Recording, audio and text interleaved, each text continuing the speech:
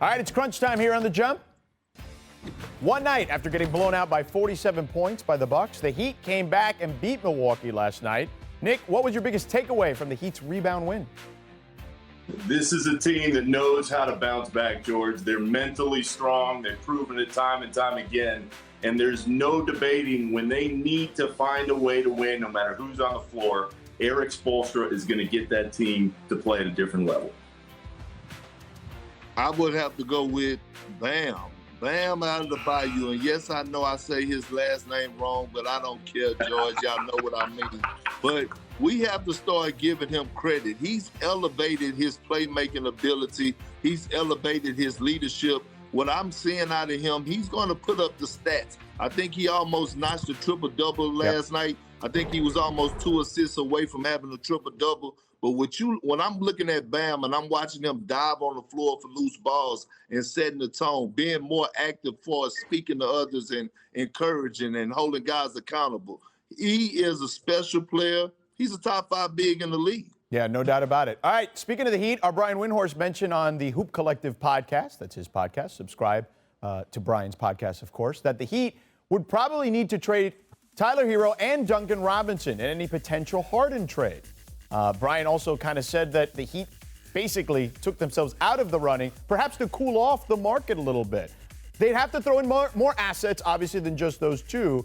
But what do you think about the Heat trying to acquire Harden? Let's start with you, Nick.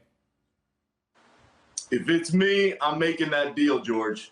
What's the one thing that Miami needs one more of in the playoffs, in the finals? It's the guy to hand the ball off to and say, go score and make this happen at the end of the game. As great as Jimmy is and as great as Bam is and is going to be, they need that one extra star. If Harden's the guy and the deal's there, if I'm Pat Riley, I'm making it.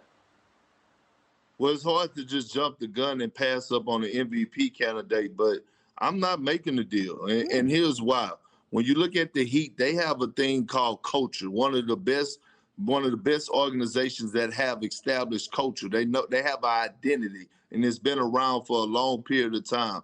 I wouldn't give up 2 guys that I built through player development and Tyler Herro and Duncan Robinson, 2 guys that could shoot the lights out. One thing that you need in the NBA is you need spacing, you need shooting. And the way that their offense is constructed, ran through Bam, him being the facilitator, a lot of dribble handoffs, a lot of pick-to-pick actions. They fit well in that. I don't know how James Harden would fit in that Miami system. Would he take away from Bam? Would he take away from Jimmy? I know one thing, all these guys with the Miami Heat right now complement each other very, very nicely. You guys make great points, but I'm with Nick. Bring me the beard. I love guys with beards, Perk. That's why you and I get along so well. All right, next, no New Year's Eve off for the NBA. Let's see today's 7-game slate in our League Pass game of the night.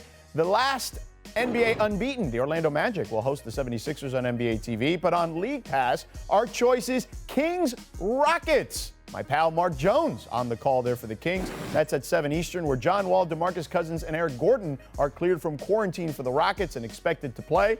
Wall and Boogie couldn't wait to be cleared. Take a listen. Well, I didn't do anything wrong. All I did was get a haircut in my apartment. And one of my teammates had tested positive the next day, and then the next 6 or 7 days, the next like 4 or 5 tests I had all came back negative. So it was like, I was with me and 3 people getting a haircut. Like, I can't get a haircut. I'd rather cut in my apartment than be in a barbershop somewhere where random people was coming in constantly, and then even the barber tested negative. So, I was excited. I loved it. I had a blast at home.